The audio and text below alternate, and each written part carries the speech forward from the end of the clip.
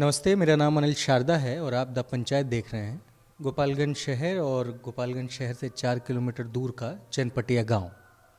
इस गांव में आने से अगर बताया जाए तो खबर बेहद छोटी लगेगी, पर जब छोटे गांवों में आकर आपकी नहीं ऐसी खबरों पे बातचीत करते हैं जो आपके यानी कि सोशल मीडिया के दौर में काफ़ी बड़ी वो खबरें हैं, लेकिन वो दब जाती हैं। और ऐसी खबरों पे कभी भी अखबारों में भी आपको पढ़ने को नहीं मिलेगा और टीवी चैनल की बात तो दूर छोड़ दीजिए। तो बहुत समय लगता है ऐसी खबरों को ढूंढने में और आप तक पहुंचाने में। दूसरी बात कि ये जो खबर जहाँ पे शूट हो रही है ये मस्जिद है, ये पूरा मस्जिद का इलाका है और एक मस्जिद छोटी सी बनी हुई है जिसमें हम लोग बैठ के ये बातचीत कर रहे हैं। पीछे जितने भी लोग हैं सब मुसलमान हैं और इन्होंने ये मस्जिद बनवाई है और इसी मस्जिद को लेकर के सारा एक विवाद है, उस पर हम बातचीत करेंगे। वो विवाद क्या है तो बड़े अच्छे तरीके से समझ लीजिए कि एक छोटे से जगह पे इस मंदिर को बनाना मस्जिद को बनाना पड़ा। इसका कारण क्या था कि जो इनका मुख्य मस्जिद है वो काफ़ी दूर था, जिसके लिए पूरे गांव को बहुत दूर जाना पड़ता था नमाज़ पढ़ने के लिए। इन्होंने सोचा कि एकदम नज़दीक में अगर एक मस्जिद बना लेंगे तो हमारे लिए आसान हो जाएगा। आस्था ही है, आस्था कहीं भी हो सकती है। सबसे बड़ी बात कि इस मस्जिद को बनाने के लिए गाँव के तमाम लोगों ने अपने अपने ज़मीन को दिया और ये सारे का सारा ज़मीन मुसलमानों की है, किसी इसमें दूसरे धर्म के लोगों ने नहीं दिया। अब इस मस्जिद को बनाने का क्या है तो ये खेत में बना है, तो इस तक पहुंचने के लिए छोटा सा रास्ता की रिक्वायरमेंट थी जो कि तमाम लोगों के घर से होकर ही गुजरती थी। तो उन्हीं में से कोई एक ऐसे भी व्यक्ति हैं जिन्होंने उस पूरे एक छोटा सा जो रास्ता था उसको देने से इनकार कर दिया। और वैसे वो भी धर्म से मुस्लिम ही हैं और तमाम धर्मों में ऐसे लोग हैं, न जाने किस तरह की बात करते हैं कि राम के लिए ये कर देंगे तो अल्लाह के लिए फ़लानी चीज़ें। मैं इन सब के सामने बातचीत कर रहा हूँ क्योंकि अगर जहाँ धर्म है, आस्था है, तो आस्थे के लिए अगर सही चीज़ें हो रही हैं वो होनी चाहिए, और अगर किसी भी तरीके से कोई भी चीज़ ज़बरदस्ती हो रही है वो गलत है। तो इनका ये पूरा एक मामला मस्जिद को लेकर था, लेकिन बाद में छोटी सी ज़मीन को लेकर एक पंचायती हुई। उस पंचायती में पंचायती करने वाले कौन लोग थे तो वो स्वर्ण लोग थे, यानी कि मामला मुसलमानों का और उनका फैसला करने वाले हिंदू स्वर्ण लोग रहे। वो स्वर्ण आए, उन्होंने अपने अपने तरीके से जिस जिस तरीके से वो करना था किया गया।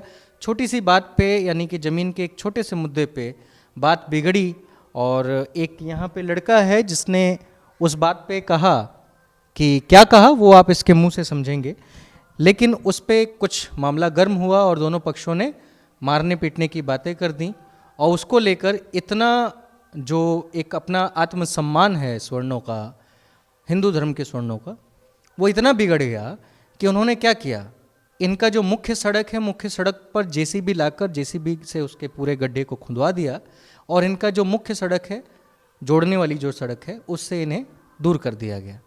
क्या कुछ हुआ पहले यहीं से समझिए इनसे कि क्या बात है।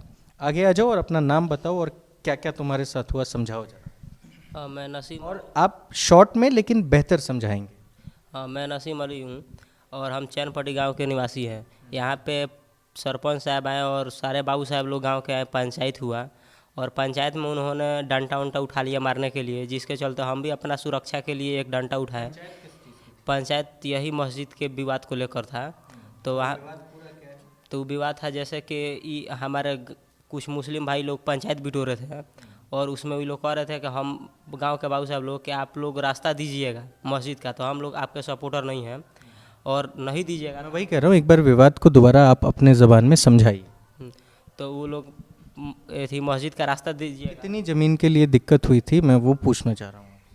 1 से 2 धूर के लिए, 8-10 फीट रास्ता के लिए तो 2 धूर हुआ, जिसके चलते वो लोग बाबू साहब लोग इनसे बोल रहे थे कि आप इस रास्ते को मत दीजिएगा तो हम आपके फेवर में नहीं, सपोर्ट में नहीं है, अगर नहीं दीजिएगा तो आपके पूरे सपोर्ट में हम लोग हैं। जो मुस्लिम हैं जो ज़मीन नहीं देना चाहते हैं, तो वो मतलब कि बोले कि हम नहीं देंगे, तो उसमें हम बोले कि आप नहीं दीजिएगा तो हम आपके पटीदार हैं, हमारा आधा हक बनता है जिसमें हम अपना हिस्सा में अपने सड़क को निकालेंगे और वो ज़मीन गैर जुर्वा है, किसी का कागज़ पत्थर नहीं है। जो नहीं समझे उनके लिए बता दिया जाए कि ये जो गरमजरुआ ज़मीन होता है ये असल में सरकारी अधीन होता है, यानी सरकार के अधीन होता है। सरकार जिसे चाहे उसे अलॉट करती है, लेकिन आप जब गाँव में जाएंगे तो आप देख पाएंगे कि बहुत सारी सरकारी ज़मीनों पे आम लोगों ने कब्जा किया होता है। इसके ऊपर विस्तृत चर्चा कभी बाद में। तो वो लोग जब बोले कि आप मतलब के रास्ता के हम नहीं देंगे, तो हम बोले कि हमारा हिस्सा से रास्ता जाएगा, हमारा जो बन रहा है। तो उतने में पूरा सरपंच साहब और गांव के बाबू साहब लोग डंडा उठा लिए हमको मारने के लिए। उसके बाद हम भी अपना बचाव के लिए डंडा उठा लिए। पंचायत यहीं पर तो आपने बात कहा और तुरंत तो डंडा उठा लिया, ये लॉजिक समझ में नहीं आ रहा है। आखिर कुछ तो बात ऐसी रही होगी कि उन्होंने उठा लिया। बोले जैसे कि हमारा हिस्सा जो है हम अपने पटदार से ले लेंगे, चाहे जैसे भी हो, उसका कागज़ पत्र है नहीं। इतना ही में सरपंच साहब और गांव के कुछ लोग बाबू साहब लोग डंडा उठा लिए। हम भी अपना बचाव के लिए डंडा उठा लिए। वहाँ पे एक झांगा रखा था, उठा लिए। क्या कुछ बोलते हुए उन्होंने डंडा उठाया या गाली देते हुए वो लोग उठा लिए कि बेहुदा, मतलब कि कुछ वो गलत वर्ड्स वो लोग बोले। उतना ही में हमको सब लोग हटा दिया और हम चले आए घर पे। उसके 2 दिन बाद गांव के सभी लोग आकर मिलकर सुबह 6 बजे करीब में, ये विवाद पूरा 1 साल पहले का है ना? पूरा 1 साल 20 अगस्त 2020 को, तो वो लोग आकर सड़क उखाड़ने लगे। और हम जब लोग मतलब कि वो लोग उखाड़ कर चले गए, बहुत सारे लोग थे इसलिए हम लोग नहीं गए कि वहाँ पे विवाद दूसरा हो सकता है, मारपीट, तो हम लोग नहीं गए। हम लोग प्रशासन के पास फ़ोन किए, प्रशासन आया और देखा तो जो दरोगा साहब थे वो बोले किस तरह का डर था क्या कि हिंदू मुस्लिम कुछ हो जाए? जैसे 2-3 गांव मिलकर आया था, बसडीला, एकदरवा और चैनपट्टी गांव मिलकर सभी लोग आकर वहाँ पे कोड़ने लगे। डंडा सब कुछ रखा गया था कि ये लोग आएंगे मुस्लिम समाज के लोग तो हम लोग मारेंगे। अल्पसंख्यक मान लीजिए हम लोग हैं, तो वहाँ पे जाएंगे तो जाहिर सी बात है सर कि थोड़ा बहुत हिंदू मुस्लिम बात आ ही जाएगा। इसके चलते हम लोग नहीं गए। उसके बाद से हम लोग प्रशासन को फ़ोन किए, प्रशासन आया, सीओ साहब भी आए। वो बोले कहा कि हम खड़ा है, आप लोग बनाइए। हम लोग बनाने लगे। फिर ये लोग गांव के बाबू साहब लगाए, सीओ साहब भी थे, प्रशासन भी था। उन लोग के सामने ये लोग बोल रहे हैं कि हमारा काश्तकारी ज़मीन है, जो एक हरिजन जाति का हम लोग सुने हैं कि हरिजन जाति का है, और दोनों पक्ष केस लड़ रहा है। अभी किसी को कंफर्म नहीं हुआ है, गवर्नमेंट अभी किसी को नहीं बताया कि किनका ज़मीन है। तो वो लोग आए, हम लोग वहाँ पे गए, बनाने लगे। जब तक सीओ साहब के सामने वो लोग जेसीबी को बुलवाए और वहाँ पे गड्ढा खुनवा दिए। उसके बाद से हम लोग एसडीएम साहब के पास दौड़ने लगे। सीओ साहब को बोल के गड्ढा खुनवाया गया या अपनी मर्जी से? सीओ साहब वहीं पे थे और गड्ढा ये लोग खुनवा दिए। मतलब सीओ जो सर्कल ऑफिसर होता है ब्लॉक में, उसके सामने वो गड्ढा खुद रहा था। इसका कोई साक्ष्य है? उस वीडियो था हम लोग के पास और मोबाइल फ़ोन अपडेट हुआ तो उसमें डिलीट हो गया है। सीओ साहब वहीं पे थे, वो कुछ नहीं कर पाए। गांव के लोग पूरा फोर्स किए हुए थे, दबाव उन पे था, वो कुछ नहीं बोल पाए। वो चले गए और गड्ढा इधर खो गया। उसके बाद से हम लोग एसडीएम साहब के पास दौड़ने लगे। लगभग 1 साल में 100 बार से भी ज़्यादा बार गए हैं। रोज किस डीएम के पास जाते थे आप? उपेंद्र कुमार पाल जो अपने सदर एसडीओ गोपालगंज में है, हाँ एसडीओ के पास, तो उनके पास जाते हैं। वो लोग वो हर दूसरे तीसरे दिन बुलाते हैं हम लोग को, जाते हैं, कोई बात नहीं। एक बार गए हम लोग उनके पास तो वो बोले कहा सरपंच साहब के पास फ़ोन करके कि आप लोग काहे नहीं बनवा रहे हैं रोड। तो सरपंच साहब बोले कहा कि हम लोग समझ के बना लेंगे। एसडीओ साहब हम लोग को बोले कि वो लोग समझ कर बोल रहे हैं कि बनाने के लिए। हम लोग बनाने लगे। फिर उसके बाद से गए तो काम नहीं हुआ। तो फिर बोले हम लोग सर से, सर अभी तक कोई काम नहीं हुआ, हम लोग को आने जाने में बहुत दिक्कत है, पानी लग गया है। तो सर बोले कहा कि देखिए हम बनवा देते हैं, विधायक साहब का फ़ोन आ जा रहा है जिसके चलते हम नहीं बोल रहे हैं कुछ। ये बात एसडीएम ने कहा कि विधायक का प्रेशर है इसलिए हम नहीं बनाए। तो वो खुद हम लोग के अपने मुंह से बोले। तो हम लोग कहे कि ठीक है आप कुछ भी कीजिए, लेकिन मान लीजिए सर हम लोग अल्पसंख्यक हैं तो हम लोग को क्या रोड पे चलने का हक नहीं है। तो एसडीओ साहब कुछ नहीं बोले। उसके बाद से बोले कि आप लोग अगले बुध को आइए। बुधवार को गए, उनसे मुलाकात नहीं हुआ। उसके बाद से हम लोग धीरे धीरे जाने लगे।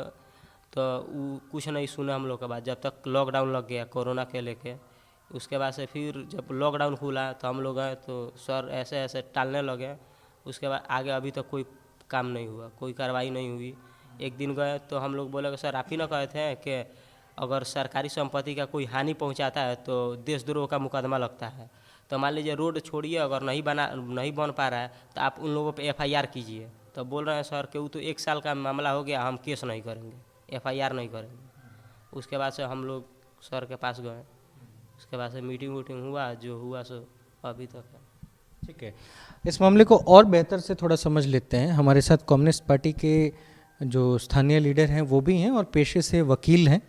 यहाँ पे लगातार इनकी लड़ाइयाँ हम लोग देखते रहे हैं और अजात शत्रु नाम है इनका।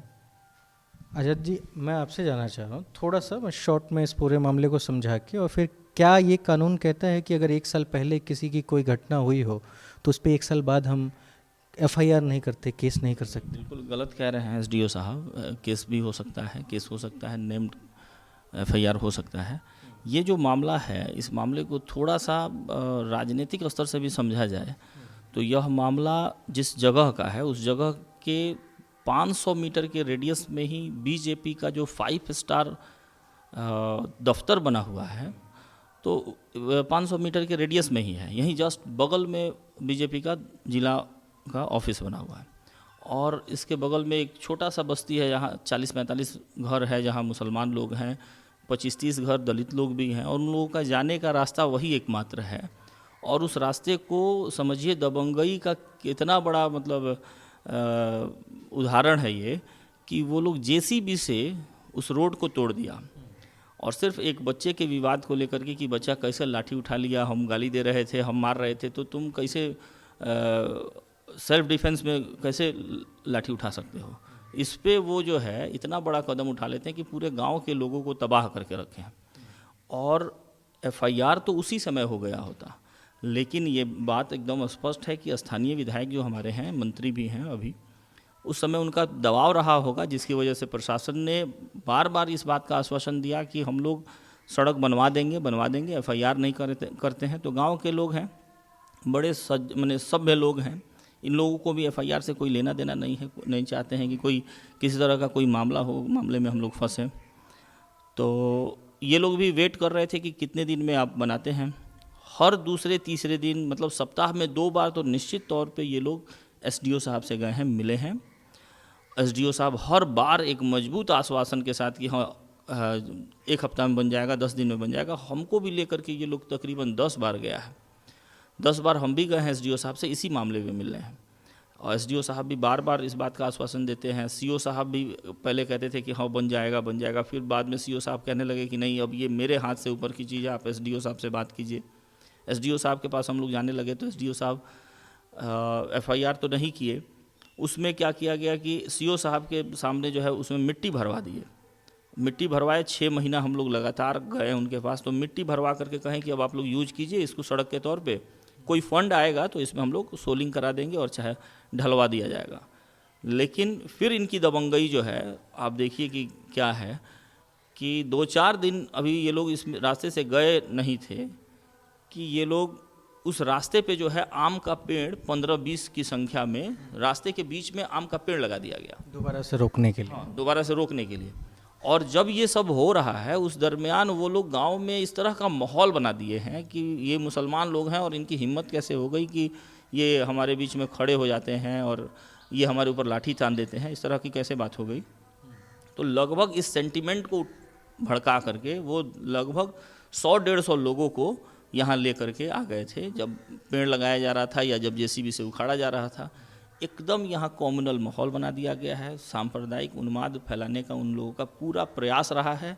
हम तो सराहना करते हैं इस गांव के लोगों का कि जो अपने आप को किसी तरीके से, भले हम इतना कमर भर पानी में ये लोग घुस के पार करेंगे, लेकिन उनके खिलाफ अभी कोई आक्रोश दिखाने से भी बचते हैं। ये लोग लड़ाई लड़ने से भागते हैं, डर है इनके अंदर कि हम अल्पसंख्यक हैं, हमारे साथ कुछ भी हो सकता है। देश का जो माहौल है आप तो जानते ही हैं बखूबी, कि देश में जिस तरीके से एक विशेष समुदाय के लिए, खासकर मुस्लिमों की जहाँ तक बात हो, आज अभी कुछ दिन पहले आपने दिल्ली में जंतर मंतर जैसे इलाके में आपने देखा कि किस तरीके से जो शब्द इस्तेमाल किए गए मुस्लिमों के प्रति, तो ऐसी स्थिति में पूरे देश में एक ही तरह का माहौल है, वो डर का माहौल है। लेकिन बावजूद इसके अगर किसी के अधिकारों का हनन हो रहा हो, ये तो पूरे तरीके से अधिकारों का हनन का मामला है, तो एक वकील के नाते आप क्या कहते हैं, क्या सोल्यूशन हो सकता है?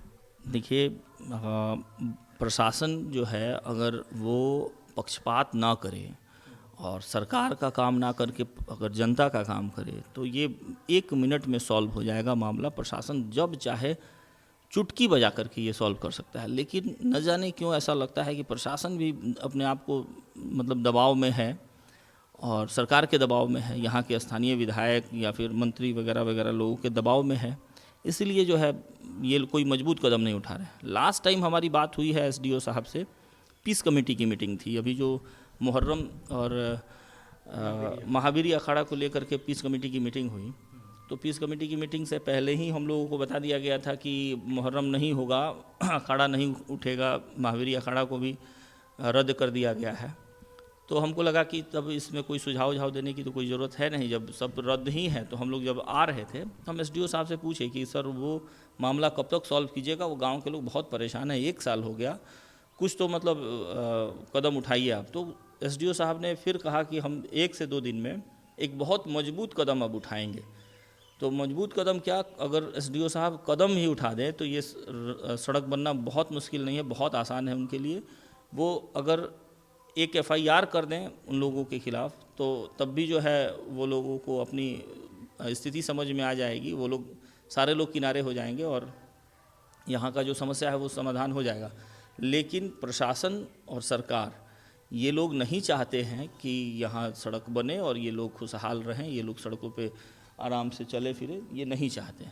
कई बार जो है हम लोग मिले हैं, अब इसको लेकर के हम लोग एक बड़ा प्लान कर रहे हैं कि अब ये सारे गांव के लोग, हम लोग अपना सारा बोरिया बिस्तर लेकर के अब कलेक्ट्रेट में हम लोगों को जमावड़ा बनाना है। इसके लिए अब तैयारी चल रही है कि अब जो है पानी सर से ऊपर जा रहा है, नाक से ऊपर जा रहा है। तो ऐसी स्थिति में प्रशासन को हम लोग यही बताएंगे और आपके भी माध्यम से हम चाहेंगे कि प्रशासन इस बात को समझे कि भाई गांव के लोग बहुत परेशान हैं। अब ये आखिरी लड़ाई हमारी भी है कि अगर सड़क नहीं रहा तो फिर कैसे यहाँ गुजर बसर होगा। जब सड़क नहीं रहेगी तो फिर संसद का सपना ही टूट जाएगा। जब सड़क ही नहीं रहेगी तो हमारी लड़ाई होगी कहाँ पे। तो ये ज़रूरी है कि सड़क रहे, सड़क एक बहुत बेसिक नीड है इस टोला के लोगों का। और वो जो जिस ज़मीन का विवाद है, वो ज़मीन भी दरअसल एक दलित वर्ग से आते हैं और एक बाबू साहब हैं, दोनों लोगों के बीच में उस ज़मीन का विवाद है और दोनों पक्ष राजी हैं कि हाँ हम अपने खुशी से दे रहे हैं ये ज़मीन गांव के लोगों के लिए रास्ता के तौर पे। और उसमें ऑलरेडी रास्ता है, रास्ता था, सरकार का सरकारी फंड से वहाँ रास्ता बना था।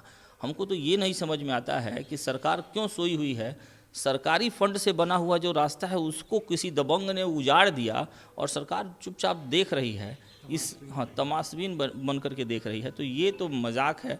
सरकार को ये अपनी साख बचानी चाहिए और उन दबंगों के खिलाफ सख्त कार्रवाई करनी चाहिए। और कोई वक्त का बाउंडेशन नहीं होता है एफआईआर करने के लिए। आपके पास जब भी तथ्य उपलब्ध है आप एफआईआर कर सकते हैं। हत्या हो गई कभी भी और उसका कोई तथ्य नहीं मिला, और जब भी मिला तो एफआईआर होगा, उसका नाम आएगा, जो लोग किए हैं कभी भी उसका नाम जोड़ा जा सकता है। तो मामला आपने समझा, ये बड़ा अच्छा शब्द आपने दिया कि दबंग। मैं इसमें एक चीज़ जोड़ देता हूँ, क्योंकि यहाँ बात ही मुसलमान और हिंदू की हो गई है, और जब ऐसी परिस्थितियाँ आ जाती हैं तो वहाँ पे फिर आपके पास क्या ऑप्शन है कि आप क्या कीजिएगा। किसी भी अगर एक गांव है तो उस गांव को सड़क पे जाने के लिए एक सड़क चाहिए ही चाहिए, जो मुख्य सड़क है उससे जोड़ने के लिए। मुख्य सड़क से ये लोग करीब 10-15 मीटर तक रोड को खोन दिया गया है जेसीबी लगाकर। अगर वहाँ नहीं जा पाएंगे तो मार्केट की तरफ नहीं जा पाएंगे। तो ये समस्याएं आखिर क्यों होनी चाहिए। और अगर किसी सरकारी संपत्ति को कोई भी व्यक्ति किसी भी तरीके से क्षति पहुंचाता है तो क्या उसके ऊपर एफआईआर सरकार को कदम नहीं बढ़ाना चाहिए उसके प्रति। रही बात इसमें सरकारी अफसर जो हैं, मैं उनकी कमियां नहीं गिना रहा हूं, लेकिन सबसे पहले आपको ये समझना पड़ेगा कि जब आप लोग आते हैं तो आप लोग से यही उम्मीद होती है ना, अभी यही सपना देख के आते हैं, या फिर ये सपना होता है कि अगर हम अफसर बन जाएंगे तो हम लूटने जा रहे हैं। आप मदद करने जा रहे हैं, और जब आप मदद करने की कोशिश करते हैं तो आपके ऊपर कोई विधायक आ जाता है, कोई दूसरा नेता आ जाता है, तो आप लोग कब तक चुप बैठे रहिएगा। आप ही लोग अगर साथ नहीं दीजिएगा तो ये लोग कहाँ जाएंगे। एक तो वैसे ही देश में जो अल्पसंख्यक बिरादरी है उसको डर सताए हुए है कि अगर गलती से भी हमने किसी भी तरीके से ऐसा कोई कदम उठाया तो आज हिंदुत्व और हिंदू राज्य स्थापित करने वाले, हिंदुस्तान स्थापित करने वाले लोग कहीं ना कहीं कुछ ऐसा मामला खड़ा कर देंगे जिससे कि इनके लिए सबसे बड़ी परेशानी होगी। हालांकि ऐसा नहीं है कि किसी भी एक तरह की चीज़ें होती हैं, लेकिन हाँ आप जो देख रहे हैं अभी देश के हालात उसी तरीके से है। और इसमें बार बार अगर कोई बड़ी बातें हो रही हैं तो इसको समझने की ज़रूरत है, क्योंकि ये छोटी खबर है आप लोगों के नज़रिए से, पर अगर इसको सही ढंग से अब कवर करते हैं और दिखाने की कोशिश करते हैं तो मामला बहुत बड़ा है। कल कुछ भी हो सकता है इस गांव में।